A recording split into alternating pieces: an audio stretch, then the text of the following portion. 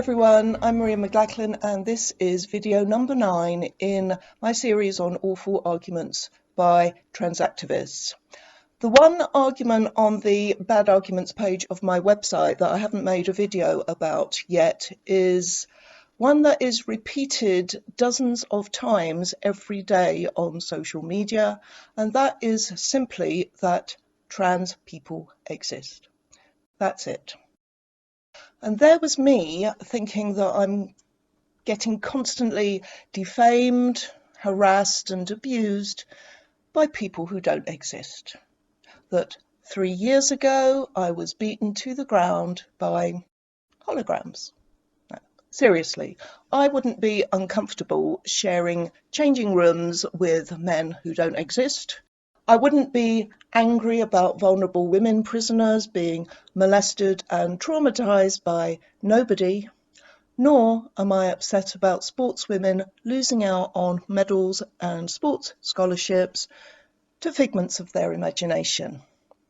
Here are some trans people. Do they exist? Excuse me, it's ma'am. It is ma'am. Tough. Yeah, fuck you. Tell your mate that is a fuck you. We got nothing to fucking say to you. Get the fuck away from our face. We don't want anything to do with you. Say one more time so it really penetrates. I am a real woman, okay? Of course they do. And very womanly they are too, right? Trans people, if that means people who either describe themselves as transgender or actually claim to be the other sex, exist. Nobody denies that. But I know for a fact that not everybody who has used the phrase trans people exist means the same thing by it. I've seen it used by people who never say that trans women are women or trans men are men. When they say trans people exist, they mean that there are people who suffer from what is nowadays called gender dysphoria, meaning that they suffer distress because they are the sex they are and have a sexed body, and who therefore choose to present as if they were members of the other sex.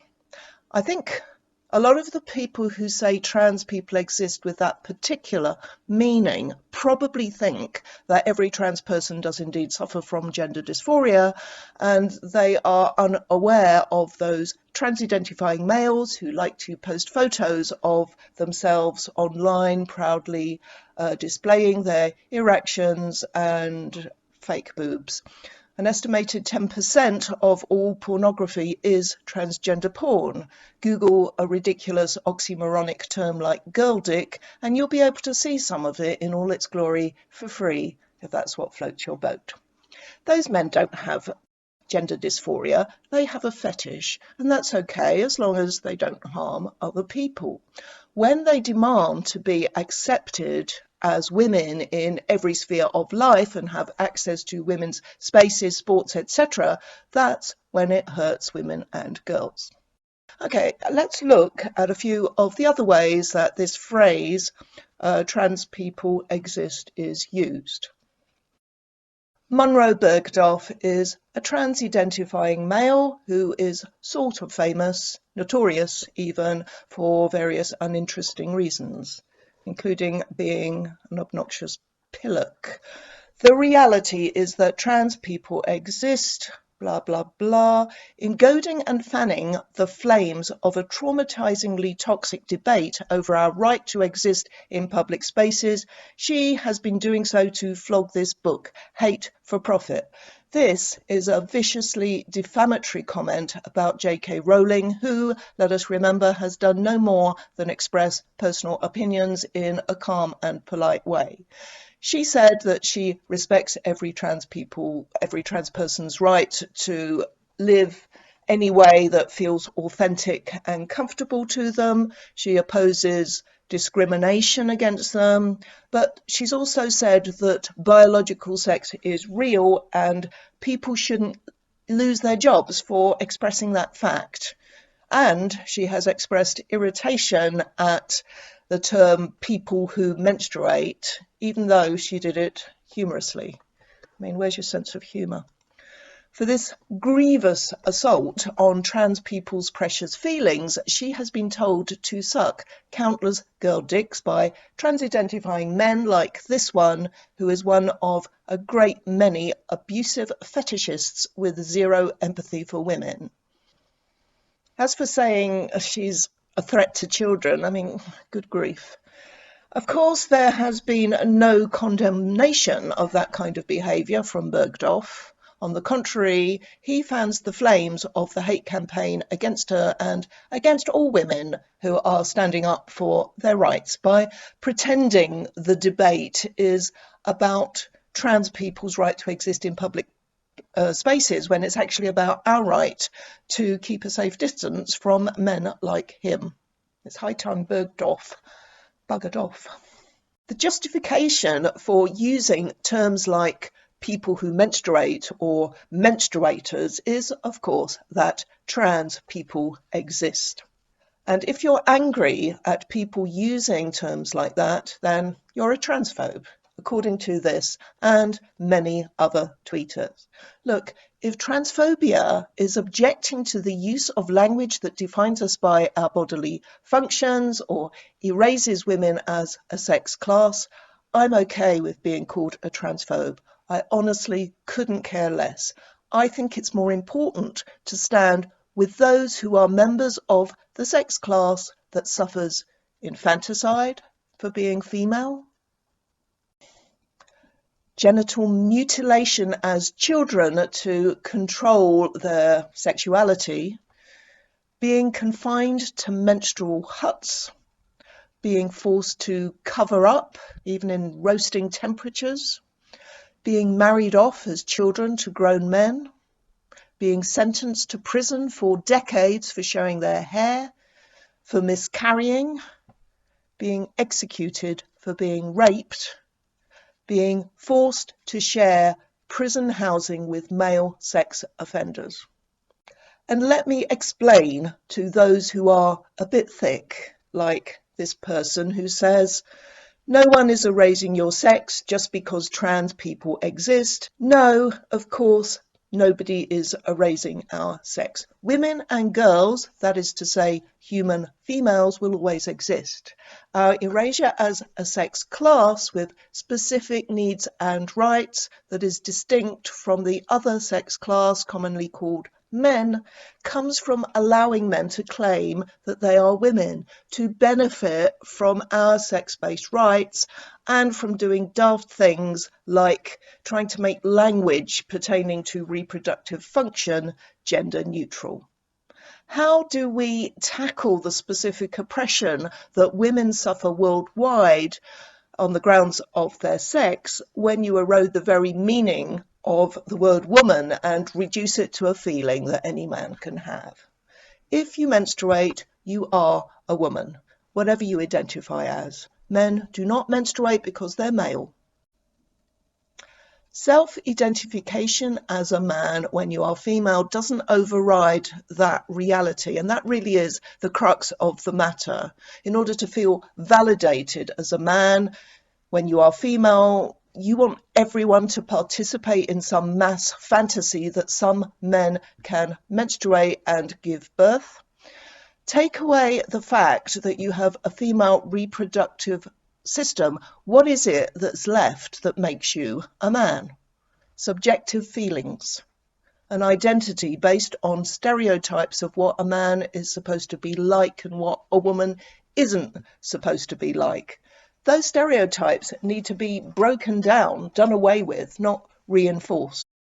And by the way, it's okay to be a butch lesbian. And of course, all this applies in reverse to trans-identifying men. I won't read all this one out, but men aren't the only people who make sperm. Yes, they are. Right, other examples of when trans people exist is asserted.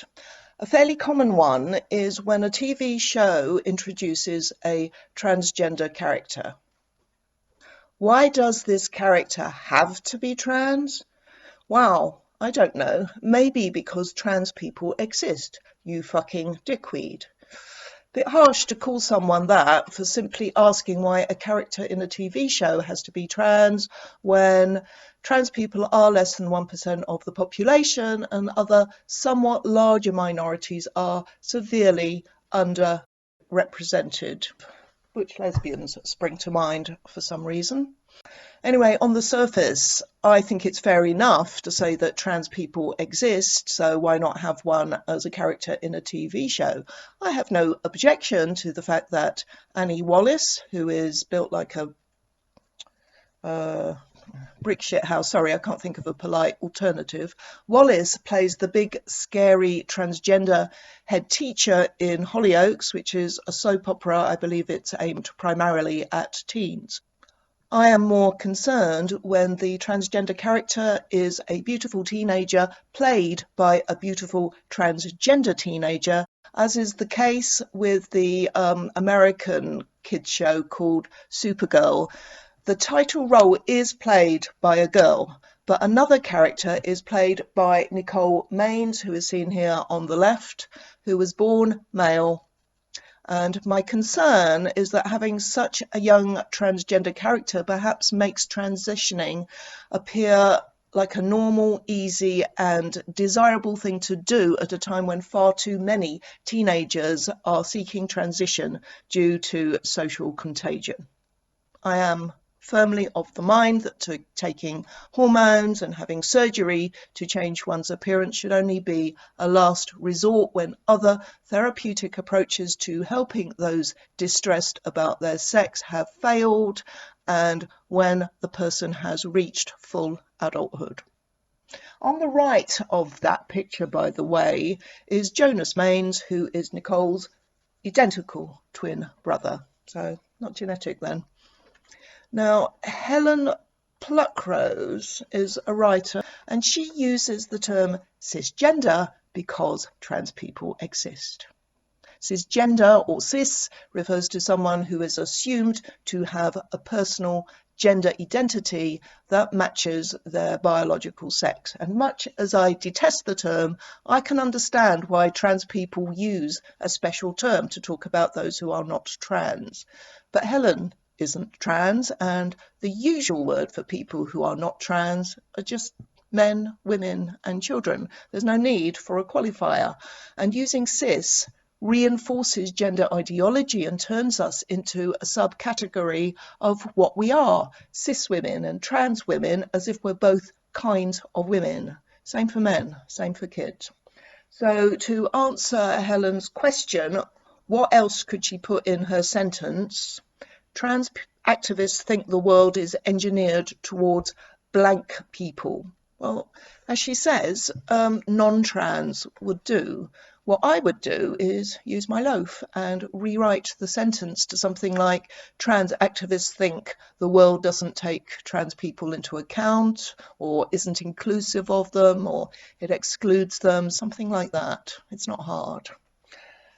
Now, I've seen countless examples of people saying because trans people exist in comments that are nonsensical, idiotic and or disingenuous. I'll just give one example. Rich cis-het white women acting like they're oppressed because trans people exist is the funniest thing ever. I'm sure if it were true that rich, white, straight women were acting like they're oppressed because trans people exist, it would be pretty funny. But it's not true, is it? There was no context given to this tweet. It could well be a reference to J.K. Rowling, in which case it's a ridiculous thing to say because she certainly doesn't act like she's oppressed. But like all true feminists, she will empathise with those women who suffer the impact of trans ideology, be it on the sports field, in sex-segregated spaces, or wherever. It's not the mere existence of trans-identifying people that causes problems to others. It is what some of them do. So don't give us this crap about just because trans people exist. And by the way, being rich and white doesn't necessarily protect you from male violence and sexual assault. Finally, Lib Dem peer Brian Paddick throws light on what a lot of people actually mean when they say trans people exist. They mean that men who call themselves trans women are indeed women, and women who call themselves trans men are men. They were just, born in the wrong body? That phrase has gone out of fashion all of a sudden. So let's just say nature somehow screwed them over. But as I've said before, people who believe this, what they can't do is explain how someone born male can actually be a woman and vice versa. And they can't give definitions of the words woman and man that are useful, coherent, non-circular, and include only those who identify as women or men and exclude those who don't.